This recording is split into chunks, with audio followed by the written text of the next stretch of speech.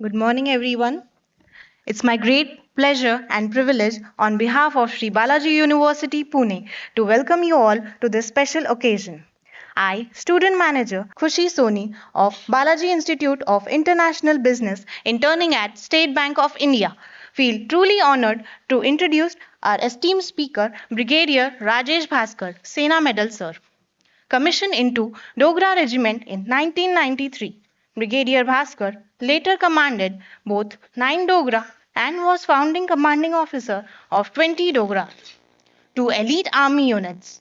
He has served across the country, including Bana Top in Siachen, in counter-top operations in Jammu and Kashmir, along the LAC in Arunachal Pradesh, and during high-intensity operation in Dras Kargil sector, for which he received Sena Medal from Gallantry from the President of India. He has represented India in the UN peacekeeping force in the Democratic Republic of Congo and topped all military courses, being adjudged best commando.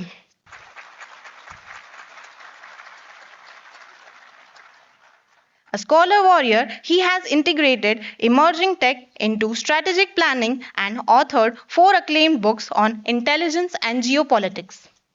As brigade commander in Longewala, he hosted the Honorable Prime Minister Sri Narendra Modi and later served as Deputy General Officer commanding on the LAC with China. His expertise spans intelligence, risk forecasting, disaster management, hostage negotiation, and infrastructure development. An athlete, sailor, and golfer, he has contributed to academia through Savitribai Phule Pune University, launching new courses in defense and strategic studies. He now serves as chief visionary and founder of a strategic consultancy shaping national vision at highest levels. Today's session, Operation Sindoor, Redefining National Security Calculus, will help us explore how India protects its sovereignty amidst evolving threats. वो जो मौत से खेलते हैं सरहद पर उनकी कहानी हर किताब में नहीं मिलती. With deep respect, I now invite Brigadier Rajesh Bhaskar to the podium. Sir, it's an honor to hear your story, the one that's rare, real, and Indian. Thank you so much. Morning and Jai Hind. Thank you. At the outset, I'm very impressed with the infrastructure of your institution, and I would thank the founder for having laid such wonderful roots to lead all of you into the future of our nation. My thanks to the Chancellor, to the Vice Chancellor, Dr. Shrude, who's here, to all the distinguished faculty, the management, and most of all to the bright young minds who are here, who I hope to impress upon to contribute more to the nation after the next about 45 minutes. General Sethi reached out to me to bring out a few aspects of Op Sindoor, and I thought it is better to give you the thought process behind the operation than the operation itself. I'm sure everybody generally knows about the operation, so I'll go over it in quick time and give you more of the insight of what went behind the fallout of the Pahalgam incident and thereafter. Okay. I'll cover my talk in the following heads. You must pardon me if I, overshoot time, so somebody can just keep in touch with time and let me know. I'll try and keep some time for question answers in the end, depending on how much time we have. I would like to clarify some of your thoughts, doubts, and issues to the best of my ability. Okay. So this is 22nd of April when we had the terror at Pahalgam. This was a different scenario to what we'd witnessed till date for the last about 3 decades. And for all of you, or most of you, it must have been the start or a beginning of one major incident in J&K. For us who were involved in the national security calculus, it was an extension of the last 3 decades or so of terror in the valley. And therefore, on 7th morning, this is how your day started. On Op Sindoor, a joint briefing by the Ministry of External Affairs and the Ministry of Defence, in which you were brought out a large number of issues which we did and intend to do. But before we go there, I'd like to bring us on the same page so that you understand the implications of what happened and what we did thereafter. Okay, what you see in blue is the international border. It's an internationally recognized IB. What you see in orange is the LAC. It's slightly wrongly marked. The blue extends a little more up north. It's called the working boundary by Pakistan. We call it the IB. And thereafter we have the AGPL, the actual ground position line, which you see in the yellow triangle there. That's the dispute we have from NJ 9842 with Pakistan on how the border travels from there. We say it goes along the ridgeline, they say it goes north, and therefore that's the Siachen area. So you have 3 distinct areas of differences between India-Pakistan, and the way we deal with it is different. A slightly better map for you, where you see the green is the line of control, and therefore you can see now the working boundary, as Pakistan calls it, and the IB as we see it, extends well into Jammu Kashmir. Then on to right you have the LAC, which is with Tibet, and I must implore all of you to call it as Tibet, because China by generations has tried to keep saying China, that people forget that place called Tibet existed. Okay, so the operation as such, this I've taken out from open source media, so I don't extend or overreach my brief. And therefore, much before we struck, we had a large number of camps. We have much more than this information of camps where Pakistan trains, facilitates, or finances terror and then push them across to come into our soil and create havoc. This is the ongoing intelligence process, and we have a large amount of information on each of these. What we struck were only these, for the simple reason that when the Pahalgam incident occurred, as a norm, Pakistan expected that we will do something, and therefore in their own military planes evacuated terrorists from terrorist training camps to the hinterland. And only some of these camps had a reasonable presence left, and that's why we targeted them.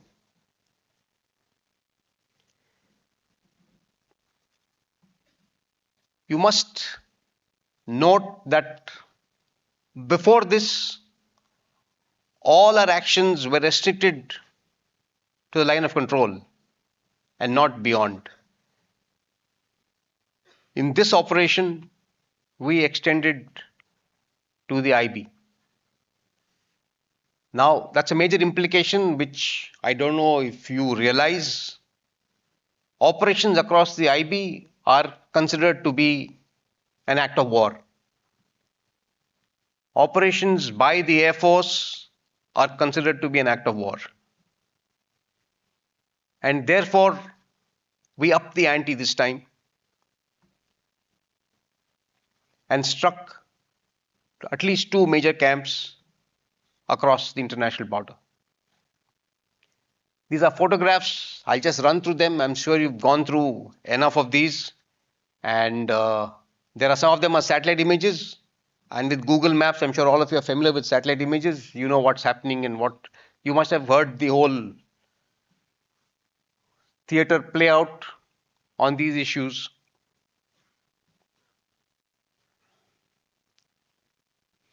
Okay, so what was our aim?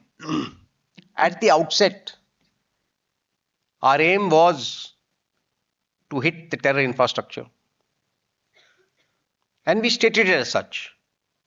We said we make no difference between terror infrastructure across the LOC and across the IB.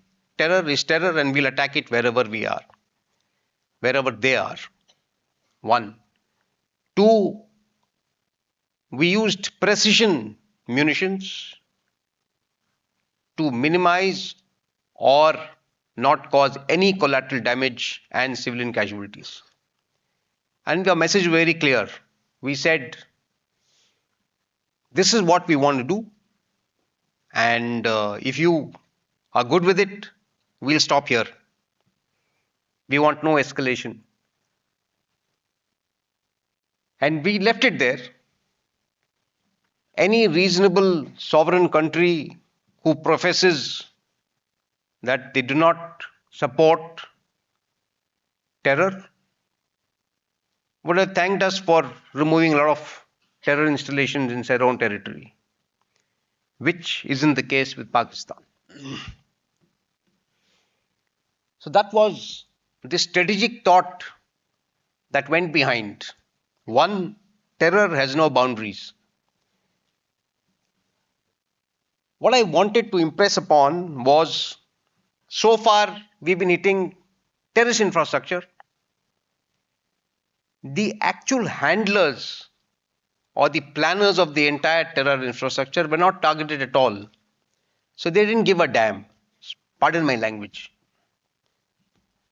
For them, terrorists are an expendable commodity. You take out 10, 10 more will come or 100 more will come.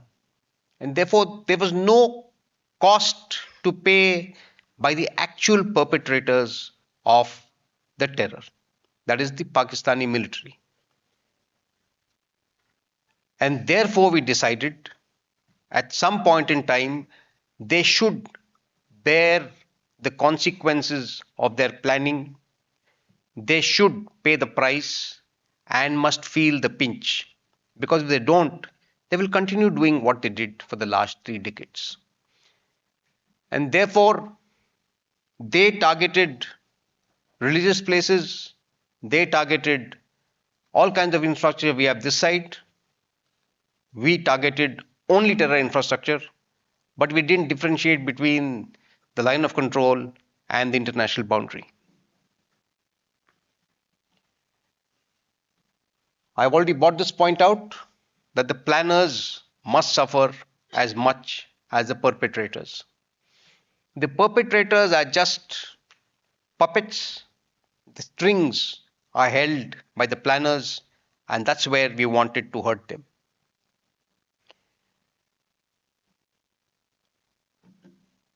As earlier, at the tenet of war, wherever you conduct operations, you want to ensure that all your operations are conducted in a domain of complete air dominance. We used to call it air superiority earlier. We now look at dominance because we have the capability to do so. And therefore, we established air dominance so that our troops and all the wherewithal we put to bear on the enemy are safe. It was a true tri-service operation. Post 1971, there has never been a true tri-service operation which happened till date now. It is simply because the land boundary with Pakistan affords a land option.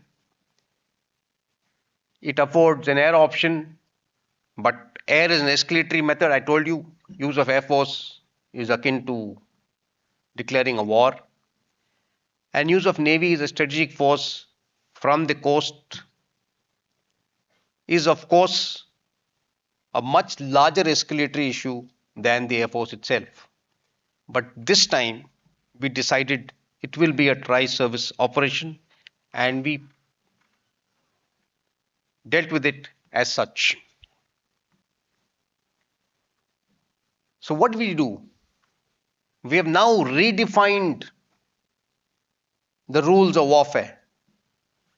We recalibrated the use of air force and still said we're not declaring war on you. This is a new paradigm globally in warfare, where you use air force, the air power, and still say we're not at war with you.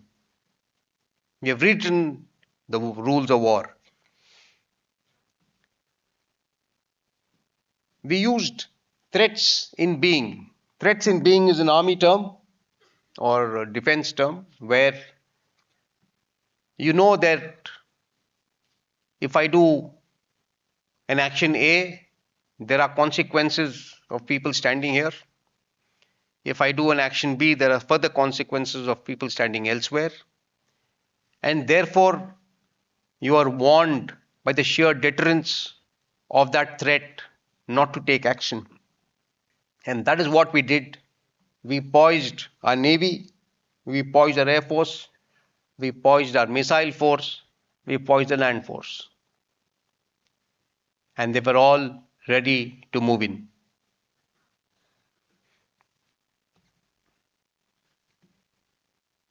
We also wanted to de-escalate before the international opinion turns against us. You look at Israel and their war.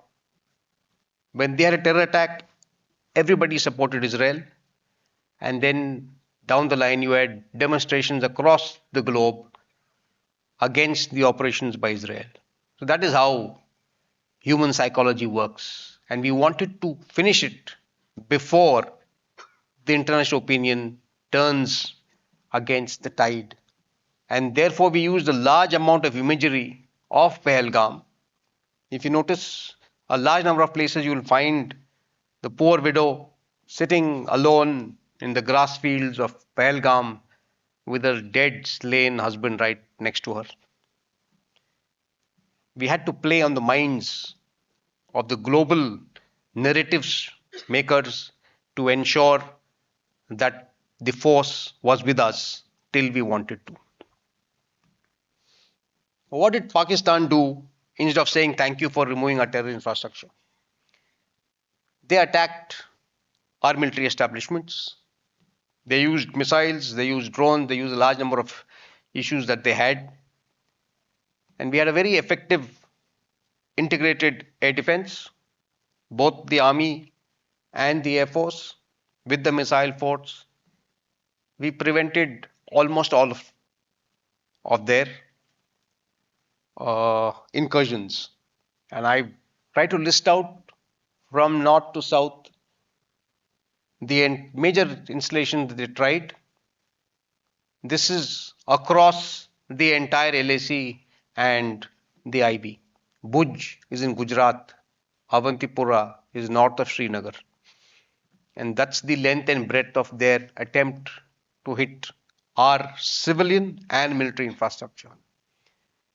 Apart from this, alongside, there were a lot of artillery and mortar exchange along the LAC. And this is not something which is a very great thing to happen. It's a norm which happens whenever there are issues of any kind between the two nations. So this intensified, and therefore you must have heard a lot of issues on Poonch, Rajouri, etc. But this is not off the norm. It is a standard common day occurrence for us who have been there. And therefore, what did we do next? We said, you hit our military. We wanted to de-escalate You escalated it, and now we'll teach you in the same coin back. So we hit their air bases. We also had the entire navy of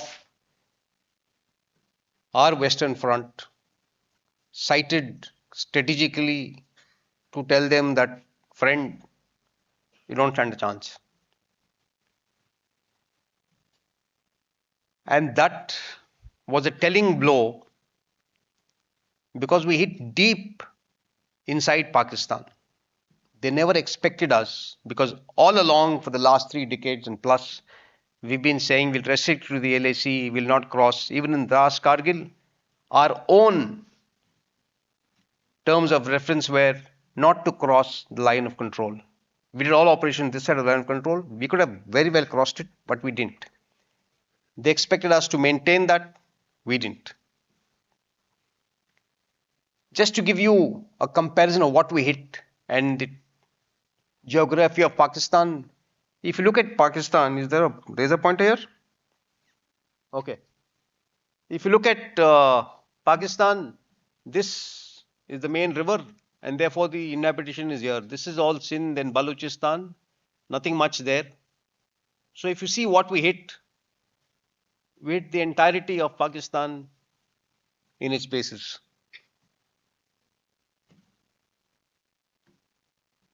There are some questions, we'll keep them for later. I see some raised eyebrows. Okay. And therefore, these are again images of what was briefed to you through national media on the joint briefing again. Or this was got out by the, I think, the DGMOs who came up and gave their briefing. So this is all part of a strategic plan to hit strategic aspects. We are not bunkers who held soldiers. These are installations which held the strategic assets. And across the length and breadth of Pakistan. And that's the Navy for you was well situated to demolish Karachi and not let it see the light next day.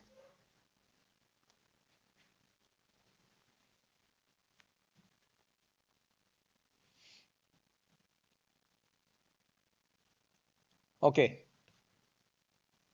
I've taken this from a report which is internal report. We laid our hands on it. This is by the Pakistani Air Force. Their headquarters, since we'd hit most of the strategic assets, ordered an inquiry. And we laid hands on that inquiry. And this is what it brings out.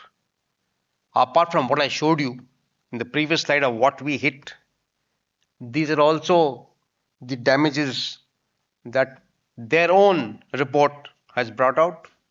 And therefore, if you look at it, Peshawar, look at Attock, Jung, Hyderabad, they're all in depth. They hold strategic forces, they hold major installations, and therefore we nearly paralyzed the thought process, the thinking, and the planning in the Pakistani defense establishment. I'll take a few minutes on the escalatory ladder. There's something called an escalation of operations, where you want to have a handle on how much it escalates. After all, you have two nuclear powers, and any incident, if not controlled, can go up to anywhere to a nuclear exchange, which is not desired. And therefore, we have something called an escalatory ladder, where we try and limit the escalation at each stage. So if you go in it in history, Mumbai happened, we gave them a dozier, no action. About 8-7 years later, there was an attack in Pathankot. We called an joint investigation team. We gave them full access. Nothing happened. Then there was Woody. We carried out a surgical strike. Then there was Pulwama, and we did the Balakot airstrike. and then there was Pahalgam, and we went with Sindoor. So you see, the escalating ladder is across decades. There's also escalation within the operation. So the escalating ladder, I've taken this out from the communique we issued to the press. So I've taken it verbatim. I've just put a photograph of what we issued to them. The day Pahalgam happened, the next day we had a foreign secretary give out a brief on what we intend to do. The first part was the abeyance of the Indus Water Treaty. It is by far the largest action we have or we will ever take against Pakistan. The Indus Water Treaty was not held in abeyance even during the 1971 operations. So there was a lot of debate on whether we should or we shouldn't, and the thought process that prevailed was we should use this as a turning moment to tell the world that we will not accept this anymore. And therefore, the first thing we did, we had a lot of discussion on what word to use to stop water, right from abrogate, it came down to abeyance. It does not matter what we used because our whole aim was to stop the water. To give you a small brief on water, there's something called water stress. Pakistan is amongst the most water stressed nations in the world. And therefore, a common example I give was if you need 100 rupees to survive, you have 100 rupees. If I take away 10, you'll manage. If you have 100 rupees to survive, if you need 100 rupees to survive, you have 60. You're already struggling. If I take away 10, you're in dire straits. If you have 30 instead of 100, and I will take away 5, you're doomed. That is what we wanted to do to Pakistan, and that is what we will do till they give up their actions on terror. The rest are all actions we take normally, diplomatic actions, cancelling of visas, etc., etc. This is something that happens on a norm at every instance. The biggest part was the Indus Water Treaty. Then we went on a wide front strike on the terror infrastructure. Pakistan retaliated against our civilian and military infrastructure, and therefore we retaliated back on their military installations. We didn't touch the civil infrastructure. What did they do in return? They carried out about 360 airspace violations on one night, all along the western border. And therefore we carried out strikes which hit their command control centers, which hit their bases in depth, strategic forces, to almost bring them to near paralysis. Okay, the preparation. These are things most understood but difficult to implement because they are long term. They don't happen over months or years, they take decades. So the first preparation was economic. The perception is an important part, and we've been at it for the last about 2 decades to ensure Pakistan is viewed as a pariah state where it matters. Defense procurements, the entire jubilation that the nation felt, and people across the borders and the LC took videos of and posted on social media of our air defense, analyzing their air incursions, were a matter which took a large amount of time, effort, thought process, and energy. We had to do it with air defense, fighter aircraft, missiles, the entire new spectrum of drones and anti-drones, warships, and shipbuilding capability. We're not where we want to be. It'll take a long time to go there, but we are reasonably good, as was evidenced in the operation, and it's all due to about 20 years of hard work of a large number of people put together to ensure that the national security is supreme and does not fall prey to a large number of issues which are mundane, which go day-to-day basis in and out of parliament. Then, of course, we had cyber. You must remember that two things in life nationally are game levelers. It does not matter how big or small you are. One is nuclear, two is cyber. There is no size involved. It is just capability. If North Korea didn't have a nuclear weapon or the wherewithal to make one, would Trump ever have met somebody from North Korea? It makes no sense. And therefore, he did. Two is cyber.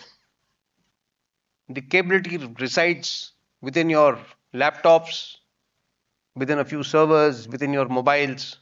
It does not matter how big or small you are as a nation. Your capability is there, level playing field for all. And therefore, that's something that we built over a large amount of time. And it is still something that will keep happening because there are progressions made every day in the field of cyberspace. Okay, the operational readiness. A lot of people asked me why did we have delayed so much and why didn't we take action the next day. Just to bring to your understanding, on the next day itself, we've said the Indus Water Treaty will be held in abeyance. We carried out actions on the night of May 9th, 6th, 7th. Before that, a large number of issues had to be dealt with. It is only then that you can successfully launch a campaign and bring it to fruition. We had to move air assets, you have to move out maritime assets, you have to move space assets, get few procurements required. All of this takes time. We did give time. There was time when it gave us for planning, for getting a hand over the escalating ladder that we wanted to implement and implement it. Therefore, this is a very reasonable gap between incident and response for the response that we gave, not a one-off response.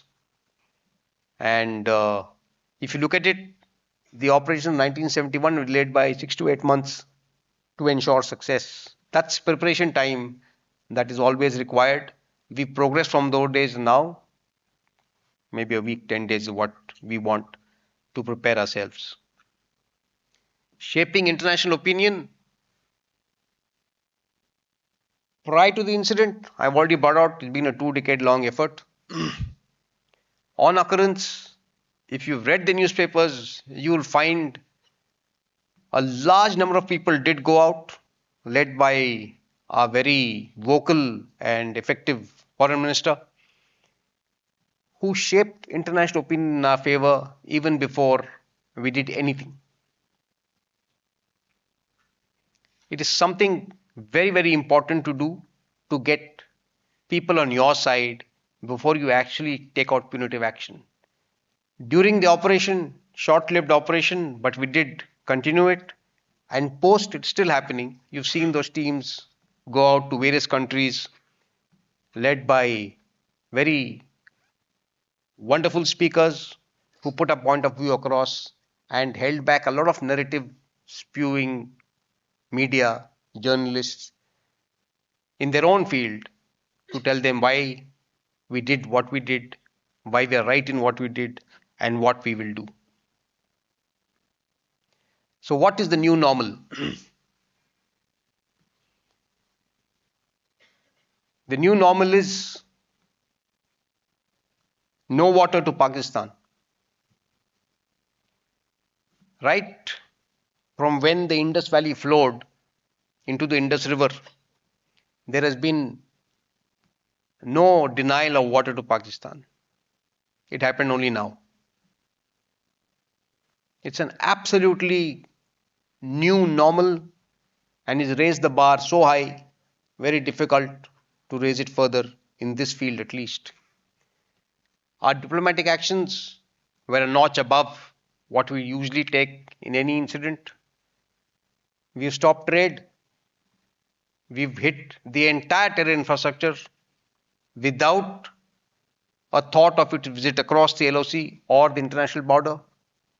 We also hit military establishments and infrastructure which aided terror and which were used to target our military infrastructure. So the PM came on TV and the three main points that he brought out was that we will respond strongly, and we'll do it at the time and nature that we want. Two, he said we will not be intimidated by the nuclear bluff. Pakistan for decades has been portraying itself as an irresponsible nuclear force. Very strategically he says, I don't know when I'll use it, I'll just use it. And that held a lot of restraint at very many levels. This time we said we will not fall to this bluff. And therefore we carried operations deep inside his territory. There was nothing nuclear that came out. Then we said we will have no distinction between the terrorists, restrainers and sponsors. We will hit them equally across the border and in depth wherever they exist. There were three statements made by the Prime Minister, and it carries more weight than what anybody else said during the entire operation. Okay, I don't know how much time I have. There's this fantastic word. My son came out from English Olympiad. He came first nationally and internationally. He came up with this word and said, you know what this means? And I had no clue. So I looked it up. Anybody here who know what it means? Okay, that's what it means. A situation where every possible move is a bad one. And that's what Pakistan faced during Op Sindoor. No matter what it did, it would face the consequences unless it did nothing.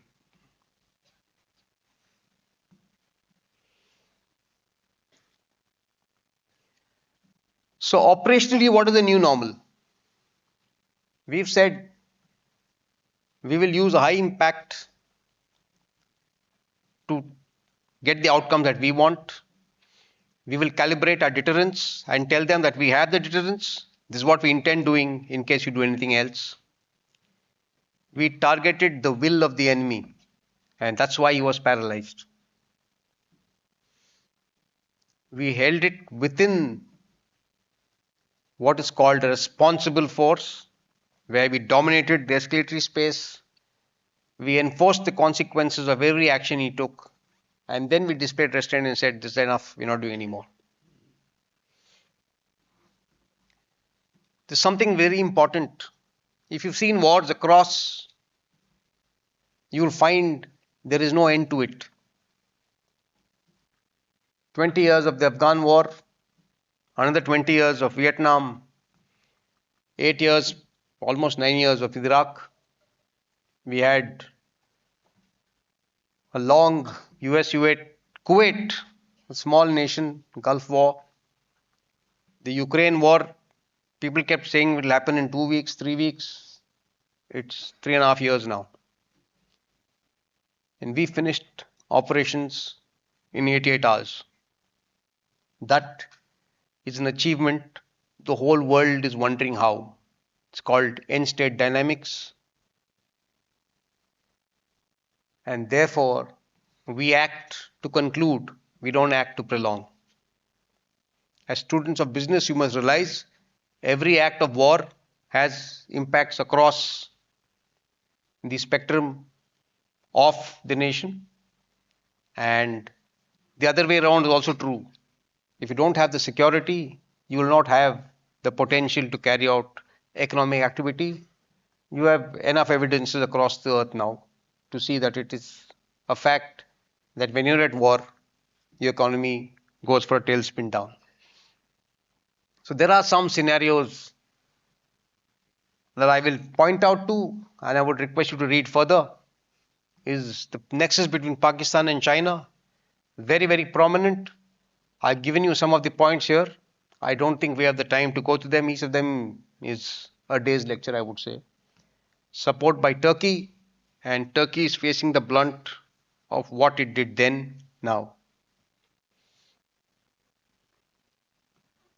This is something very must study by each and every one of you, is the dynamics of war trade, arms trade. The biggest players always cause the biggest wars because it boosts their economy. And on top of the list are people who do this. The US, the largest arms exporter in the world. China was trying to get there, and a lot of social media campaign went on how good their munitions were till reality came out, and the stock markets of each of these are down today. France, the moment the news of Rafale came up, the stock went down. The truth came up, the stock went up. India is a major Make in India story. I look after it, and I can tell you that there is no stone unturned to ensure that we produce within. We get the technology from here, and we provide the infrastructure for producing it within. We used to be the biggest importer of arms. Today we've also become a sizable exporter of arms, and that's all because of Make in India.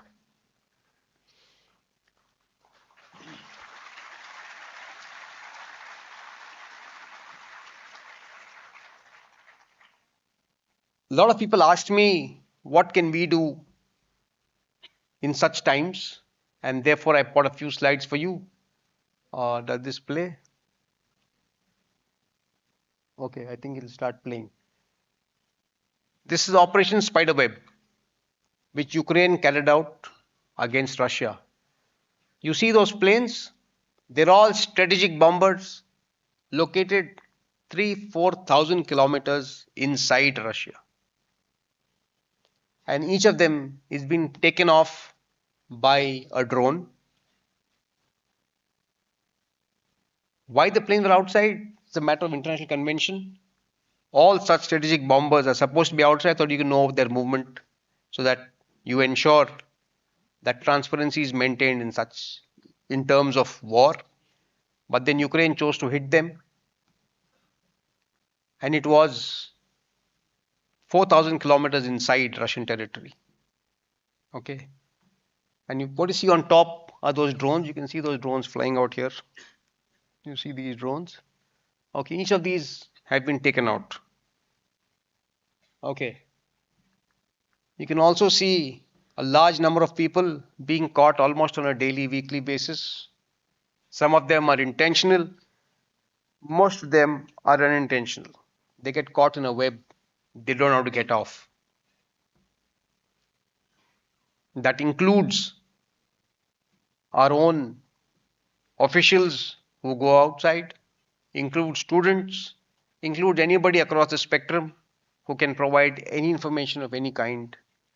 And that's a spiraling web that keeps you in the loop because you're afraid of getting caught thereafter. So therefore, there is a large amount of network that we have of roads, of rail, of infrastructure across the length and breadth of the country. Each of them is vulnerable. 1971, the main water supply of Pune was attempted to be poisoned, and it was stopped by one auto rickshaw driver. The story all of you must dig out and read, and therefore is The effort of the common man is outstanding. All of us think we have nothing to offer. We have a lot to offer as long as we keep our eyes and ears open and are willing to take action for the nation. Stop, everybody is a media house by itself with your mobile phones today. So stop taking these photographs, videos of military movement and posting it across. I don't know what thrill it brings people, but then they won't be the first one to post it. It obviously gives away a lot of things to the enemy which we don't want to happen. And please remember, nothing comes for free. If someone tells you, I'll give you scholarship, I'll give you this, I'll give you that, give me your old fridge, I'll give you a new fridge, doesn't make sense.